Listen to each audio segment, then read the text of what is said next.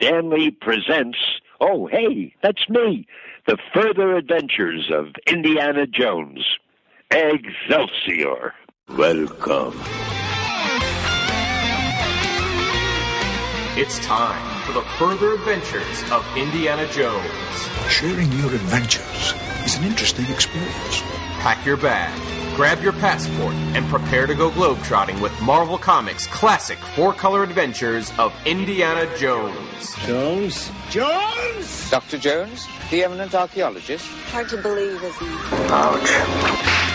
Now, what shall we talk about?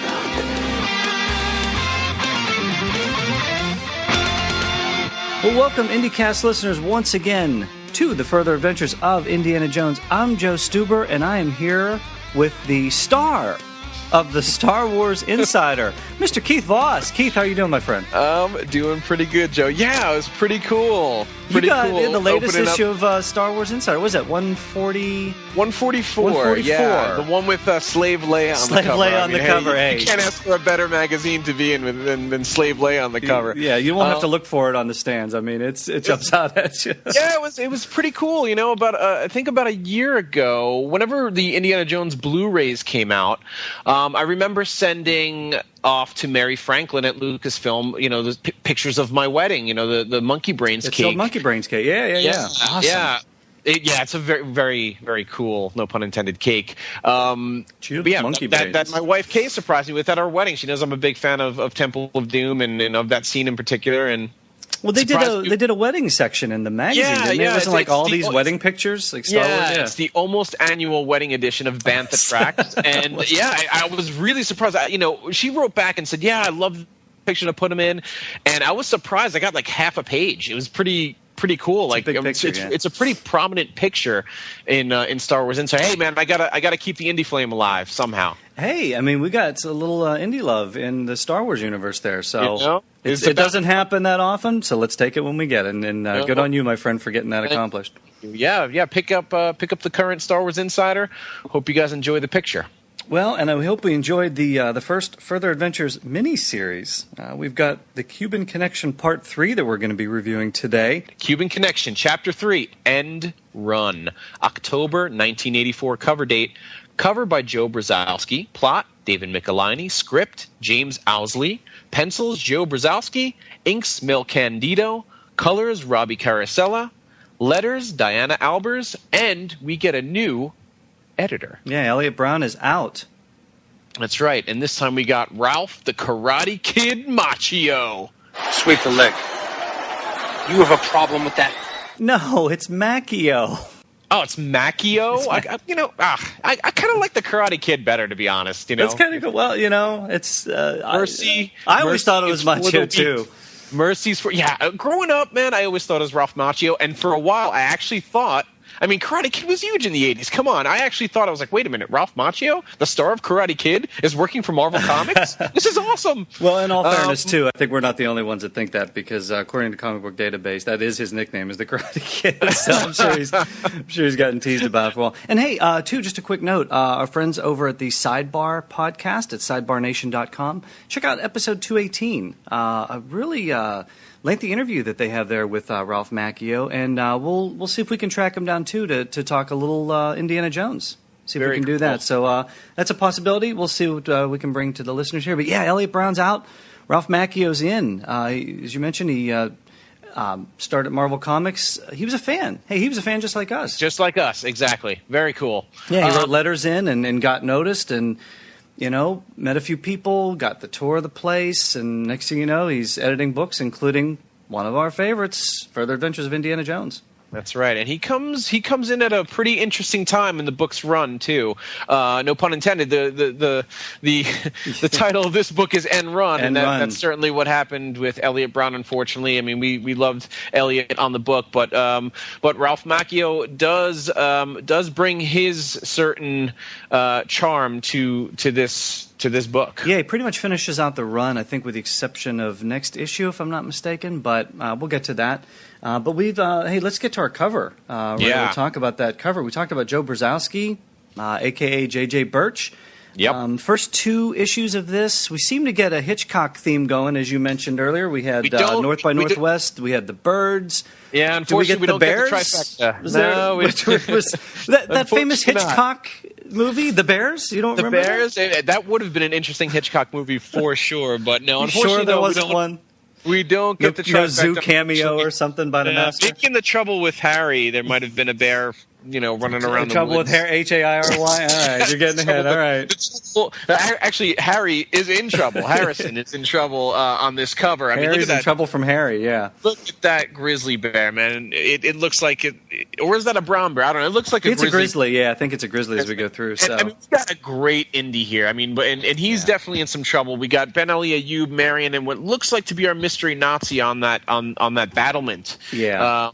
And the elements of Indy are there. We don't see the whip though, but we've got the holster, although it's empty, kind of little Temple of Doomish. This was around that time, so maybe they had that joke that they wanted to play into. Right arm's cocked. I don't know if he's going to punch the bear.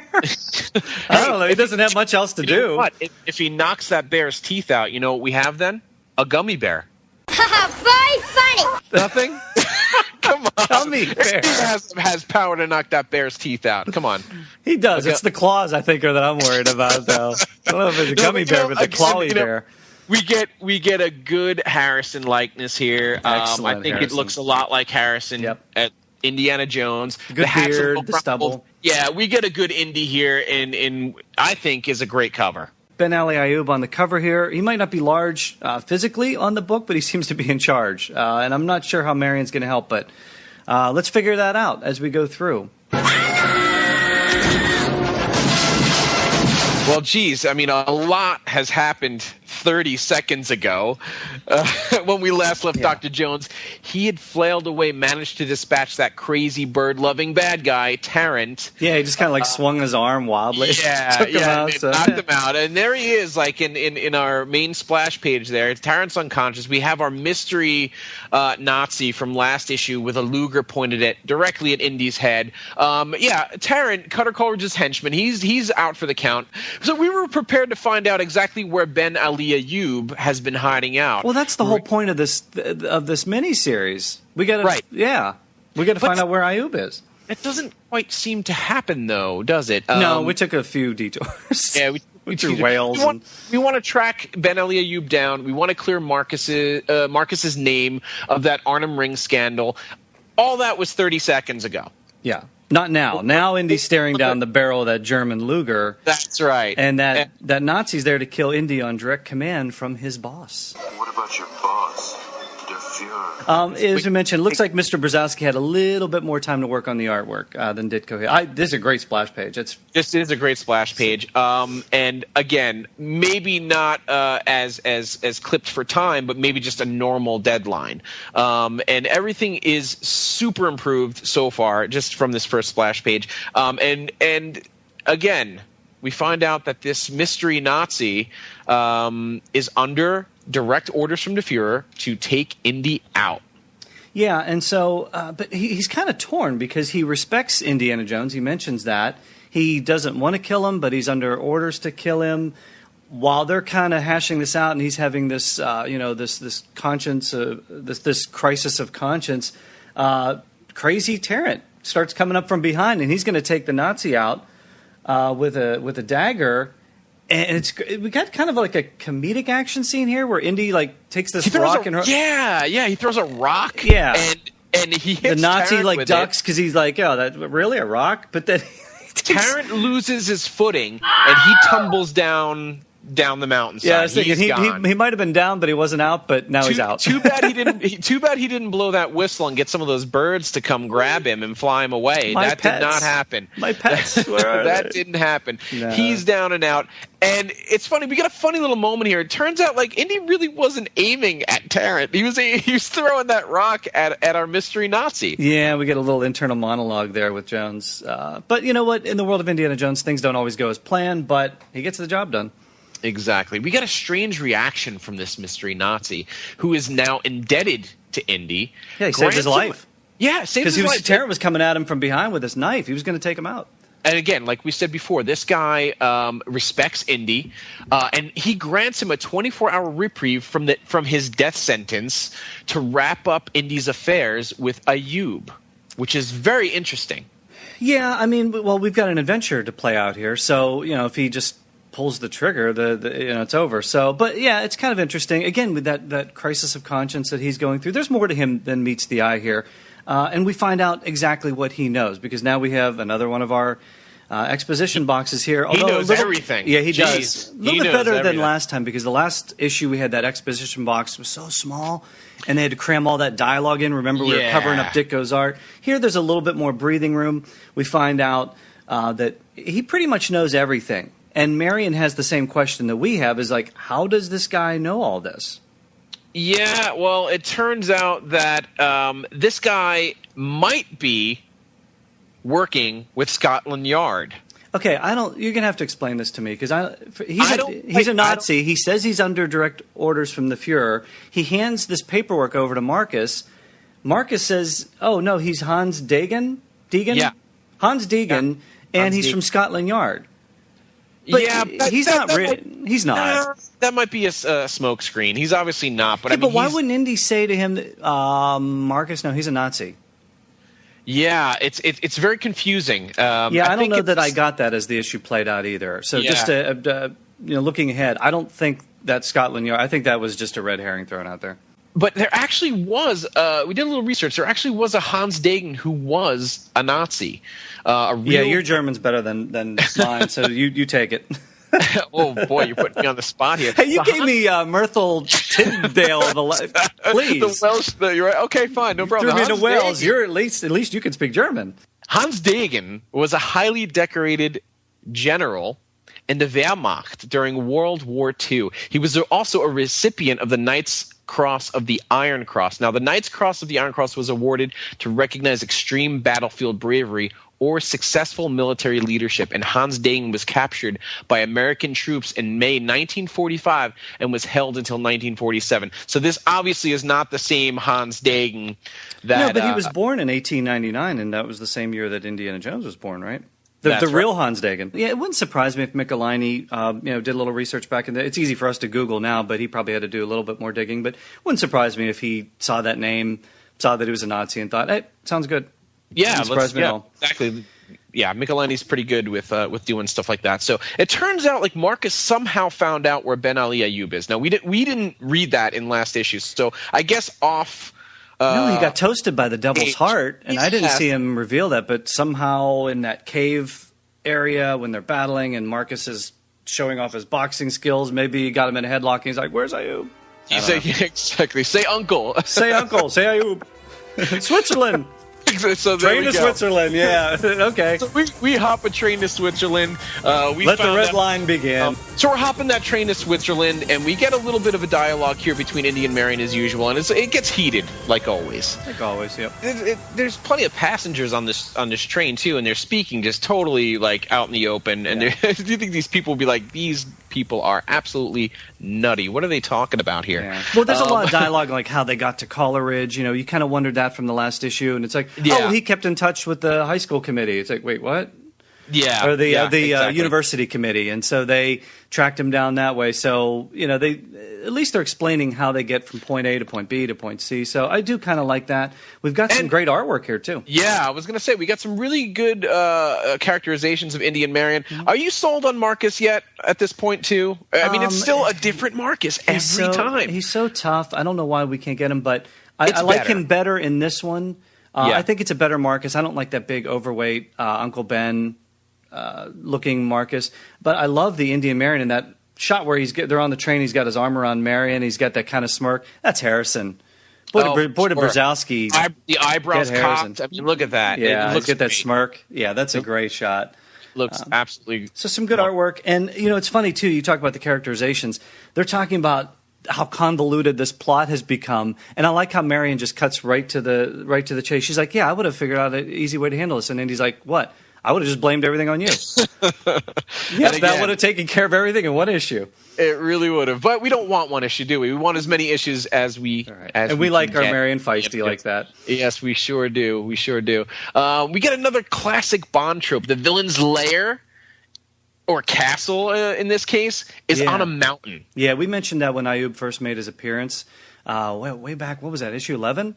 Where we're going back to. And, how that kind of Bondian villain, he's got all the big lairs all over the world, and he's got paintings, and he's got all these different, multi-billionaire artifacts and things. So, this is definitely in the world of Bond. For sure. And I mean, Marion makes this a suggestion. She suggests a plan, and Indy and Dagan begin climbing instead of taking this high road, which is apparently full of snipers. Yeah, so they've got the mountain climbing up to the lair. So again, another Bond trope coming in here, or at least another Bondian moment from For Your Eyes Only. Yeah, they do the mountain climb up. Remember Roger Moore kind of climbing up there, so that's kind of cool. Exactly, and while Indy and Dagan are climbing on their way up, I mean, Marion and Marcus have kind of disappeared here, but we get an interesting couple of panels here with Indy and Dagan kind of throwing their ideals back and forth at each other. Yeah, they're arguing back and forth, and he said, Dagan's kind of wondering, if this is going to be a perfect opportunity to ambush him, since he has already made his intentions plain to her, and Indy's like, you and the rest of your mustachioed bigot patrol can do whatever you please. So there's a lot of going back. Indy, not a big fan of the Nazis. He hates these definitely guys. Not. He hates those Nazis, man. But you know what? And Indy not only hates them, but he's not afraid of them either. No, we know that from Indy Raiders. mentions exactly. The only thing that's planting a slug between his ears, Indy says, he needs somebody to watch his back, because once they meet up with IUB, it's showtime, according to Indy, between Dagan and Indy. But before that happens, we get a group of my personal favorites from back in the Fourth Nail days. The Ismaili Assassins show up again. Yeah, although as we'll see as they go through, are they becoming a little bit more Keystone Cop-ish? They're becoming actually more cartoon Nazi-ish. Yeah. They were much better in the Fourth Nail. I think they were presented much better. Way more dangerous, it seems to me, during the Fourth Nail. Yeah, but now it just seems like it's getting a little silly. Even like their costumes, the coloring is a little silly, but they're more clownish. But it looks to me here like there might be a little bit of an artwork mistake here. Yeah, the art's not matching up with the dialogue balloons. If you have the issue number 22 with you and you're following along with us, we see explaining these are Ismaili's deadly assassins in IUB service, and then one jumps on Indy. Indy does this flip over his back, and he says, "Fascinating, I must tell my superiors of these men." That has to be Dagan's line. Well, I have to tell you, because Indy knows who these are, and who would Indy's superior be? Well, I have the omnibus directly in front of me. And I've got the original comic. Okay, you got the original comic. I also have the original comic in front of me. They have recolored this character to make it be Hans Dagan in the omnibus. It's definitely Indy in that first panel. How so? Well, because Dagan's shirt is tucked in to his pants. Yeah. Whereas Indy's jacket is out. So to me, that first panel is definitely Indy. They may have fixed the coloring in the second panel, but this is definitely a mistake. But only Indy knows that these are Ismailis, and that dialogue balloon is coming from off the panel. So this Ismaili who's jumping on this person isn't, which I think is definitely Hans Dagan. It was just a coloring mistake. Indy is off panel saying these are Ismailis, and this guy is jumping on Hans Dagan's back. It was just a mistake in the coloring. And see, I agree that that's Indy's dialogue, but I don't agree that Brzezowski drew Dagan there. I think he drew Indy. I think he was colored as Indy, and I think afterwards... I think it was a mistake. Yeah, and don't forget the editing... Macchio's just taking over the book, so we don't even know if Elliot Brown's on this one. We don't know if Macchio's jumped on yet, because these things are done months ahead of time. Right. This one could have slipped through the cracks, and to me it's just a glaring area, because in that third panel, it's definitely Dagan, because he's the one that's really getting thrown around by this Ismaili assassin. For sure. So the dialogue fascinating. I must tell my superiors of these men. That's Dagan. So we know what's going on, but it's just interesting to see the mistakes that are being made as the editing process goes through some more growing pains. And how they're corrected in the omnibus. So if you don't have the omnibus, you just have these originals. I mean, the originals are great to have, but I mean, these omnibuses also, they do correct a lot of small little mistakes, like the Raven. We saw the Raven's nest. Yeah, we saw the lettering there too. So, exactly. So all these little mistakes are getting fixed. But we have a great fight here. We have these Ismaili assassins. One of them just knocks down Hans Dagan, and Indy's not worried about anything. He even tells Hans Dagan, "I ain't worried. I'm just having some fun." He's fighting a sword-carrying Ismaili assassin. And yeah, but where did all the assassins go? There were at least 5 of them in that other panel. Yeah, and so all of a sudden it's just down to one. Well, they're ninjas. They're ninjas. They can disappear easy. Okay, I'll give you that one. It's blended into the rocks, apparently. Well, here's the thing. It's interesting. We get actually a little bit more of an explanation as to where these guys go. We don't actually see it. But we get an interesting conversation a little bit of dialogue between Hans Dagan and Indy, where Hans Dagan says he takes no pleasure in violence, and Indy says something a little, I don't know if it's dark, but I don't even know if it's in character for Indy. He says your loss, like he really enjoys violence, and we have to touch on that a little bit. Yeah, because it's strange because it doesn't really go to me along with the character in Raiders. I think he always, or even in Temple of Doom, I think he always tried to avoid. And again, think back even to Last Crusade, which wasn't out yet, but he always enjoyed going in, taking the artifact, and getting out before trouble hits. But it's Indiana Jones, trouble always hits. So he doesn't seek out violence. He's a survivor. He does what he has to do to survive. Right. And this is something interesting that was touched on in the Readers of the Lost Ark column that came out a few issues past, where one of the readers actually wrote in and asked about that. They had a problem with this. They said when this attack was going down, Indy stated he was just having fun, and admitted his pleasure in fighting and probably killing off the bad guys in Raiders. The real character of Indiana Jones was established as a harried archaeologist and professor who had to endure unexpected violence in order to obtain the object he desired. He did not purposely seek violence or use it as a source of enjoyment. And the reader said, I'm not asking you to actually soften him, but please try to keep his character pretty consistent with his original personality in Raiders. Don't let him become a ruthless person. I can't argue with that. I can't argue with that either. I think that this reader nailed it right on the head. Yep. Yeah, and it's Marvel's response to that letter too. It says on the matter of Indy's alleged love of violence, it says when Indy spoke so flippantly about going into battle, he was speaking as a man used to fighting of necessity, not necessarily as one who revels in it. But thanks for bringing up the point. It's folks like you that keep us on our creative toes. That's a little cop out to me, I think. But I think the reader was making a valid point. Meanwhile, within the castle, we have Ben Ali Ayoub with his I guess lead Ismaili assassin Narada, his right-hand man. That's right. And these guys are discussing. Ayoub is a little surprised here, and it seems like he's a little irritated that it took Indy so long to find him. And I guess that's fair. I mean, because who else would have wanted the Arnhem Ring at this point, right? Yeah, he's basically saying, look, I left all these breadcrumbs and it's taking you this long to get here. And it's like, well, yeah, we had 3 issues to go through, Ayoub, so we had to take a few detours. But yeah, it's a fair point. One other thing that bothered me a little bit when I was reading this issue, Ayoub mentions that he's adding to his growing collection of rare artifacts, right? Correct. Such as the Devil's Heart, which adorns my mantle. How did it get there? Well, I'm guessing Coleridge overnighted it, FedEx. Yeah, he must have. When it absolutely has to be there overnight in the Bondian castle. Yeah, well, he had that box. Remember the last issue? He had the picture. He said he had the box. They discovered this in the Lucifer chamber. You're standing inside of it now. Right, so he had that. It wasn't the Philosopher's Stone. They had differentiated that somehow. Ayoub only wanted the Devil's Heart because there was so much more. Well, I don't think he knew that the Philosopher's Stone was there. That was that was Coleridge's sort of secret MacGuffin.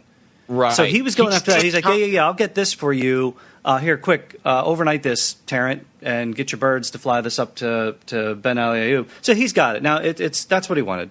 Yeah, he wanted to stay behind and see what. He probably would have wanted the philosopher's stone if he knew it was there. Well, I mean, it turned his hand gold already. He wanted to get what else was back there. But yeah, I mean, he wanted to get into what he thought was Agartha, which was the old druids and whatever else lay beyond the Lucifer chamber. But as far as the Devil's Heart goes, that got back to Ben Ali Ayoub already. So yeah, quite interesting. But that wasn't quite explained though. So we had to kind of put ourselves. We've got several issues. We've got several people working on the issues. We've got editors switching. So again, it's a little chaotic, but we kind of get where it's going. He wanted this. He got it. It's on his mantle. He wants this stuff. It's explained later. Let's get back to Indiana Jones world. He wants Indy dead. The word is given, and he gives the word to take Jones out, and we get another James Bond moment here, and this time from Michelini's definitely a Bond fan. That's a given. Sure. I mean, I hope I could say this on a family-friendly podcast, but Octopussy. Yep, it's a movie. It's a movie title. PG movie title. So yeah, we've got the remember that scene where Q comes in on the hot air balloon? We've got that Marion and Marcus coming in on the hot air balloon here. Now pay attention, 007. Now pay attention, 007. Yeah, it's so funny. The Ismaili assassins think that they're looking at a moon, but it turns out it's a hot air balloon. That's where Marcus and Marion were. They were in a hot air balloon. It looks like they got over those battlements and are now inside the castle. Yeah, and Marcus isn't.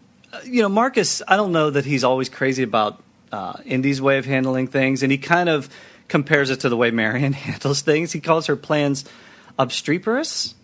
Obstreperous. I had to look that one up. Good on you, Michelini. Aggressive noisiness, and that seems aggressive about right. Noisiness, yeah. Aggressively noisy. That's Marion and everything she does. So, but I gotta say, we get a beautiful Marion here by Brzezowski, and a really nice Raiders reference here too. Yeah, we do. It's just like she's like, oh, we got to go through this all again. You guys are dragging me all over this earth looking for your little bits of junk. I had to deal with this with my dad. And again, we only had Raiders. Temple's just coming out now, so we don't have a lot of those callbacks. We'll see them in future issues. But yeah, nice little moment there.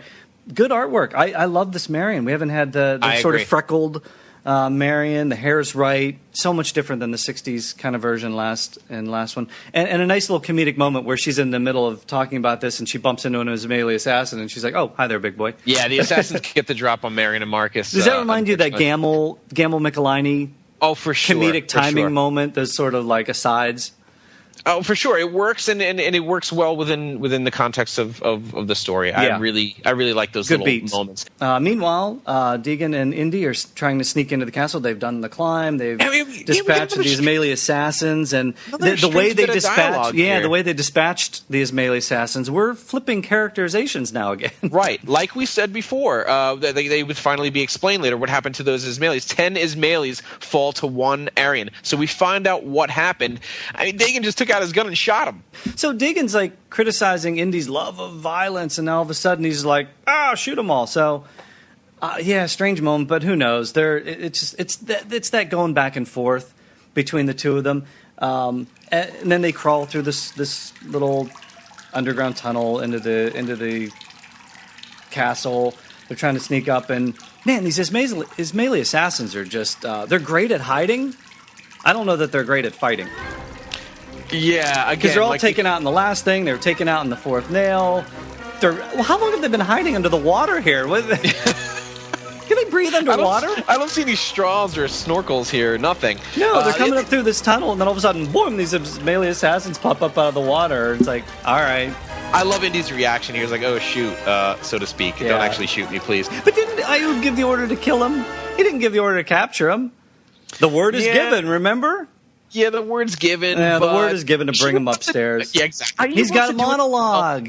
Or else we wouldn't have, a classic Indiana Jones story here. Right. He's got a monologue. We got to showcase the Arnhem Ring there. We got to showcase the Devil's Heart. He's got to show him around and show him all his stuff that he got. And an interesting take here. We find out IUB's sort of background, his motivation for getting all these things. I don't know about you, but I thought it was very reminiscent of the Raiders novelization. We know Hitler wants the Ark, But does he want it because he thinks it's actually powerful, that the the army that actual carries the reason Ark that he in front of wants it can do something?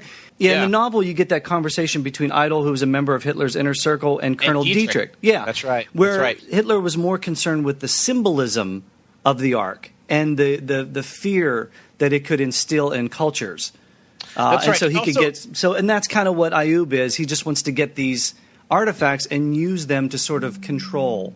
And who knows, maybe even apart from that, they actually can do something powerful, which we've seen already in the Lucifer Chamber. I mean, that was a pretty crazy, spooky power. And who knows? I mean, IUB is already even explaining about the Devil's Heart. And he mentions, it's a small, ornate box room to contain Satan's soul. He's like, but you know what? I don't believe a word of that religious, superstitious claptrap. And neither do you, Dr. Jones. But you know what? I think Indy does believe a little bit. He's seen a couple of interesting things in his day. Well, he's definitely at least seen the stuff in Temple of Doom and Raiders. Exactly. And everything in Further Adventures at this point. For sure. And I mean, obviously Crystal Skull hasn't occurred at this point, but he even says in Crystal Skull, if you remember, he's like, I believe, sister. That's why I'm standing down here. So, I mean, he's seen a lot of stuff in his day. Yeah. So, and also the conversation between Indy. I mean, let's go back to the novel for a second. We were just talking about those points made in the novel. The conversation between Indy and Major Eaton and Colonel Musgrove, they discuss Hitler trying to use the Ark as a psychological advantage, and it seems like that's kind of what Ben Ali Ayoub is doing. He doesn't believe in that mumbo jumbo. He just wants it for a little bit of a psychological advantage. The next morning comes, and now, oh boy, Bear Pit. We got our cover. Yeah, that's. Yeah, we know something bad's going to happen. Deegan and Marcus are tied up to a tree, throws Indy down in this easily escapable trap. Why doesn't he tie Indy up? Yeah, Indy's not tied up. You know what he wants? He wants to. I think a little bit. He has respect for Indy. Also, he wants Indy to not die that way. He wants him to at least go out fighting. I think that's from Rival there. And he says later he wanted it to be creative. So he's got this flair. He's got this Bondian villain flair. He sets up this little breakfast table. He's having breakfast over. He's got a little champagne brunch, breakfast with Marion, hitting on her. That they can get these girls by sentencing their boyfriends to a certain death. Yeah, now that you've seen your boyfriend mauled in front of you, would you care to dine? Exactly. And what's crazy about this too is that as easily escapable as it might seem, because Indy's not tapped, Indy isn't as convinced. We've got this internal monologue again where Indy thinks this is it. He doesn't think he's getting out of this one. Yeah, he says it more than once. I'm going to get killed. Yeah, this isn't going to be good. He's getting really desperate here. Yeah. He's throwing these rocks. He's like... Yeah, the bear comes out, the grizzly comes out that we see on our cover, and it's, bear versus man. Yes, and it's not, it's not looking good for Indy here. It looks like this bear is just going to absolutely maul him. Meanwhile, I mean, Ben Ali Ayoub is back at breakfast. Champagne and... My dear, more champagne? He's not even paying attention to what's going on. He's more focused on Marion here. And Marion, then again, we get another. To me, when I read this, we get another little bit of a Raiders callback here with Marion and Belloc, where Marion starts to play the game a little bit. Yeah, she's working him. She's working him. She knows she can outdrink him and just placate to this guy's ego. She's like, you know what? I take back everything I said about you. I take back everything. Yeah, she said he wasn't man enough for her. She's like, I take that back. You're not even human. And she throws a drink in his face, tosses Indy a champagne bottle. Yeah, very comic booky moment, but kind of cool. Yeah, and Marion uses that distraction to kind of make a run for it, and this bear is just is just about to come down on Indy. And I'm not crazy about the joke though. We see sometimes Michelini will throw these little jokes in. It's like, hey, here's a champagne bottle. I'm not thirsty, but okay, no, she's giving you something to use, Known exactly. Even Marion's like, use the cork, dummy. Yeah, exactly. And he does. He pops that cork, hits the bear right in the nose. Although I don't know if that would have really stopped a charging bear at this point. I mean, if you gave him the bottle, and but even the next panel, the bear's walking away, he's almost sad. He's like, don't. He's just like, ow, my nose. like he hurt his feelings. You know, more than he hurt his nose, like he hurt his feelings. I feel like a little sad for the bear. Gives Indy time to bust the bottle, cut the ropes, get these guys out of here. And then as Deegan and Marcus are making their escape, he's going to hold off Harry, as he calls. So, you know, Harry taking on Harry. Yeah. And within the bear, like, recovers and gets his mojo back. And he's got this, like, pose where he's coming after Indy now. You know, Deegan is I love this. This is just bug nuts crazy, silly Michelini. It's pretty comical, but you know, again, like I said before, you get those little moments of comedy. You want a little tiny bit of comedy in your danger here, and you get it. Like you get like decent moments here. You don't ever really feel like Indy is in danger. I mean, he feels it. He feels like he's totally done.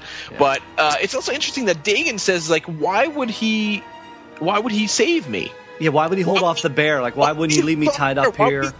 And Marcus just says, hey, because it's just the right thing to do, man. Because it's Indy. It's Indy. Yep. It's Indiana Jones. Yep. And we get Marion. She sneaks downstairs. Like, she gets away. Like I said, she took advantage of that distraction by throwing that champagne bottle. She makes her way down into IUB's. Apparently, he has a zoo underneath underneath this castle.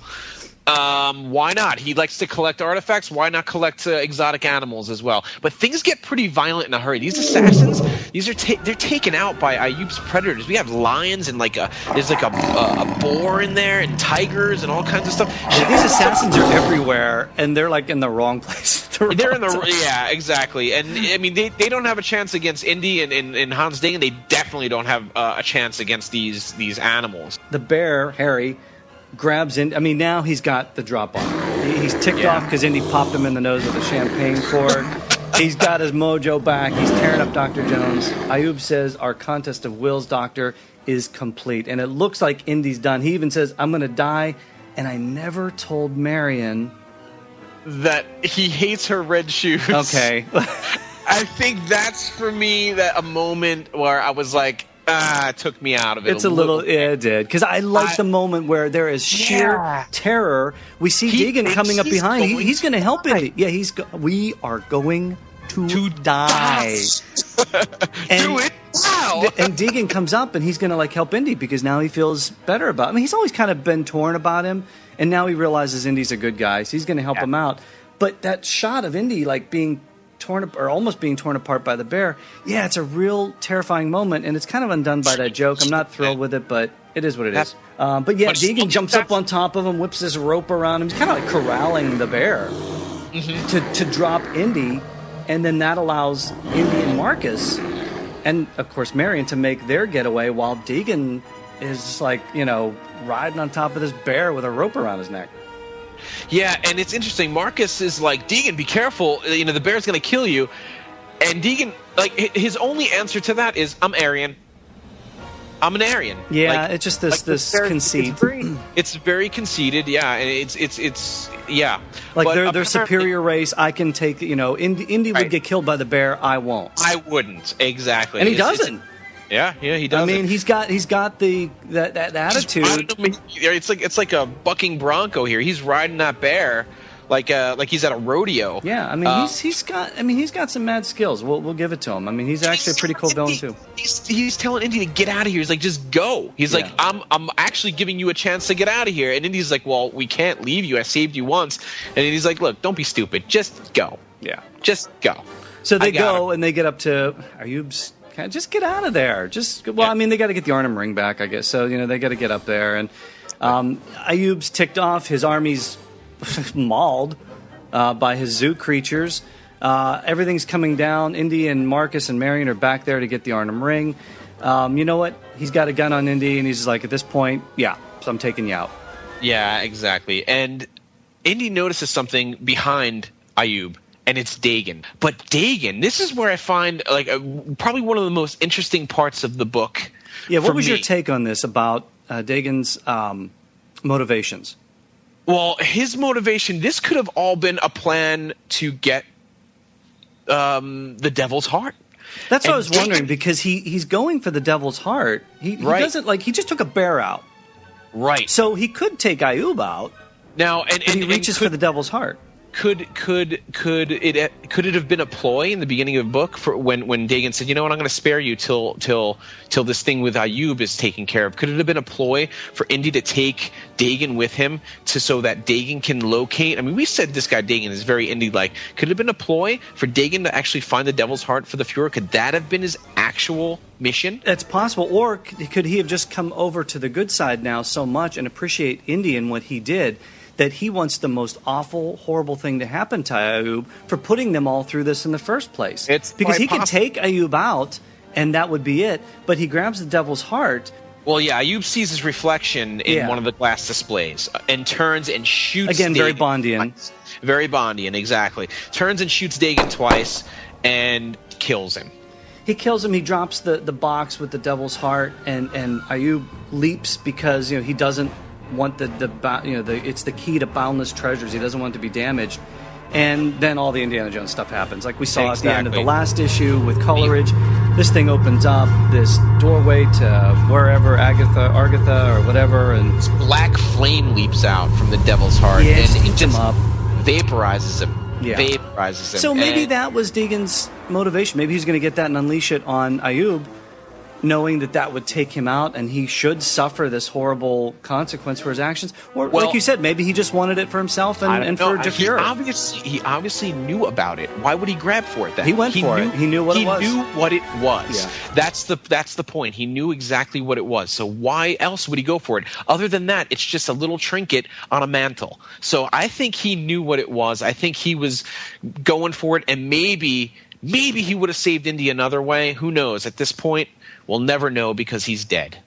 Yep, he's gone. No more Ben Ali IUB, one of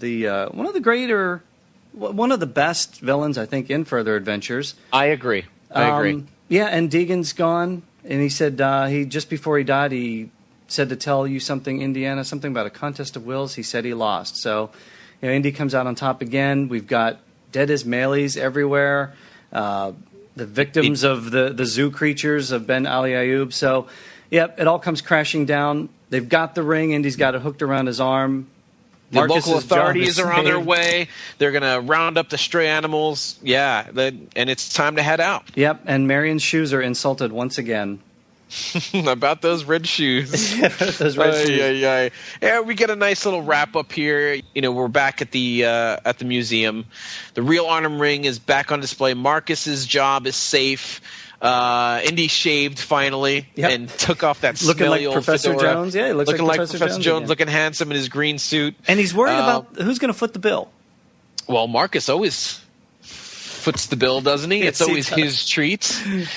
Yes, he does. My treats. And we get a good 3-issue storyline here. Yeah, what'd you think of the miniseries overall? You know what? I got to say, overall, I loved it because we get so much more in depth with certain characters. I really loved getting more information about Marcus's history. I really loved seeing Ben Ali Ayub's story get kind of seen through. I really liked the character of Hans Dagan. I thought he was a very interesting character. And, the MacGuffins are cool. I mean, there's a couple of little points here and there that could have been cleared up. But you know what? For what we got, the first Further Adventures miniseries, I loved it. Yeah, I did too. And we get a Marcus that throws down. I love that. I mean, finally we get a Marcus. The artwork may have been up and down on him, but man, the characterization. I want more of these types of Marcus adventures. Me too. And you know what? I love these. That final panel, where we see the big three, Indy, Marion, and Marcus, all toasting. That's a perfect ending for me. Yep, it was a great adventure. John Williams music swelling up. Exactly. I think it was a great job. And you know what? Not only is this adventure great, but we're going to be going on another great adventure. Coming up next, we're going to be taking a little break from Further Adventures, Joe. Yeah, you're going to love this one. This is your favorite indie flick. Yes, it is. It's my favorite. Indiana Jones and the Temple of Doom. Yeah, we've talked about it. Kind of the Marvel Comics adaptation fell in the middle of this miniseries, so we wanted to wrap this up. We didn't really want to break the momentum of this adventure, but next time up, we're gonna review Temple of Doom. And we want to hear from the listeners, too. What are your thoughts on the adaptation? There's a couple different variations of it out there you can get your hands on. Omnibus, we've got Marvel Super Special, we've got individual issues. So snag those off eBay if you don't have them already, or lot of the different comic shops. Go get them and read along with us. Hey, Joe, what do you say we check out the mailbox? Mister, get your arm out of that mailbox. I mean now. Oh, dear me. I haven't had so much trouble delivering a package since the incident in Vienna. Well, our first email this week comes in from Steve Rivers from Calgary, a good friend of the show. And Steve writes, "Hey guys, I had a great time reading along with issue number 20. Great review. I had a few giggles about the horrible Marion art panels. They were pretty bad. I also thought Marcus was absolutely terrible. Seems like out of all the main characters, Marcus seems to never ever resemble Denholm Elliott. But I did love the aspect of bringing an artifact from past issues and revealing it as a fake. Great basis for a story. Really looking forward to the Temple of Doom reviews. I love the comic adaptation. I felt Marvel did a way better job than they did with Raiders. I don't know if you recall, but I mentioned in an email quite a while ago that I remembered reading in a letter page that they had plans for Marion to return in issue number 35. Well, I found the letter in Further Adventures of Indiana Jones number 32. It states that we will all find out what Marion has been up to in issue 35. So it would seem to me that as of issue 32, they had some sort of story plot for issue 35 in the works. So I'm willing to bet that there is at least some sort of scripting or plot details for issue 35 kicking around somewhere in limbo, or in a government warehouse. Cheers, guys. Talk to you soon. Thanks a lot, Steve, for getting in touch with us again. And yeah, you know what? Totally agree with you about Denholm Elliott. We make a mention of it pretty much every issue that he's in. He never resembles Denholm Elliott. It's always a different Marcus for sure. And who knows, maybe in one of the upcoming issues we'll get a better-looking Marcus. But as far as Temple of Doom, your wish is granted, my friend. Starting on our next segment, we're going to be starting with Indiana Jones and the Temple of Doom, the Marvel adaptation there. And yes, the famed issue 35. Okay, we've been talking about this for ages now. Yeah, we mentioned this, I forget what episode it was in, but we talked to some of those involved with the book in the past. I guess the general consensus was they worked so many months ahead of time on these things that really came from the marketing department. They knew it was coming up on the horizon. We're going to mention this. And then the book just got pulled. So from all parts involved, no plots, no pencils, no script. But, I mean, they did, like in some of the letters columns, they did have some ideas that they were apparently throwing around. And once we get to our Temple of Doom review, we'll go into that a little bit more with some of the characters from Temple of Doom that were possibly going to appear in Further Adventures. And did appear. Yes. Our next note was posted on our Facebook page by Aaron. He says, "Thank you, Joe and Keith, so much for all the time you've put into these segments. I have been a lifetime indie fan, but I've never been much for the collectibles or expanded universe things until I found the IndyCast. Having dyslexia, I am typically reluctant to comment on Facebook or in emails. You guys made me want to go out and buy these comics so I could read along with you, and I appreciate all the interviews, stories, and my favorite part, the art. Issue 1 and your first segment was the first comic I ever read. After that, I have kept up. I have issues that I have not read yet in anticipation for future podcasts. Reconnecting with this character and the stories along with you has brought me happiness in one of the hardest and most stressful points in my life, even if Marvel wasn't allowed to progress Indiana Jones as a character. Thank you again, and happy 2 years. Keep them coming." Well, thank you, Aaron. Wow. Yeah, that really means a lot to us. We appreciate really that thought. Keith and I, we talk about doing this. This was a love for a comic series that we had. We didn't know if anyone was going to listen to this or not. No, not at all. We enjoy putting these things together. But, when we read things like this, it just kind of makes it all worthwhile because this is a really strong community. I mean, Keith and I met through the IndyCast. We hooked up with Laird and Mitch and Ed and everybody else that's been involved, and Ron and Pat. So, we've kind of felt this kind of indie community, this indie family on the podcast. So, reading stuff like this, that just kind of gets to our heart a little bit, Keith. It really does. Thank you so much for sharing those thoughts with us. And yeah, it's all about sharing the indie love, isn't it? Like we said at the beginning of the show, with getting our pictures, however we can get our indie love out there. Just do it, make it happen, folks. And we really appreciate you guys for listening. So thanks again for that. Okay, that's it for the day then. Well, Dr. Jones is back in his classroom. Class for today is complete, but we've got another great segment coming up the next time. We want to hear from you listeners. TheFurtherAdventures@gmail.com, and do not forget to visit us on our Facebook page. We have a lot of, we got Temple of Doom coming up, guys, and we have a lot of Kerry Gamble artwork that was supposed to be in the Temple of Doom adaptation. It's on our Facebook page. Yep. Come like us, come check it out, and we are looking forward to getting into one of Indy's most exciting adventures. Yep, it's going to be a good one, so check out the Facebook page. A lot of good stuff on there, and a lot of good stuff coming up in future segments. We've got that big giveaway that we talked about. Don't want to give out all the details just yet, but you don't want to miss it. We've got that big giveaway, and as Keith mentioned, our review of Indiana Jones and the Temple of Doom next time on the Further Adventures of Indiana Jones.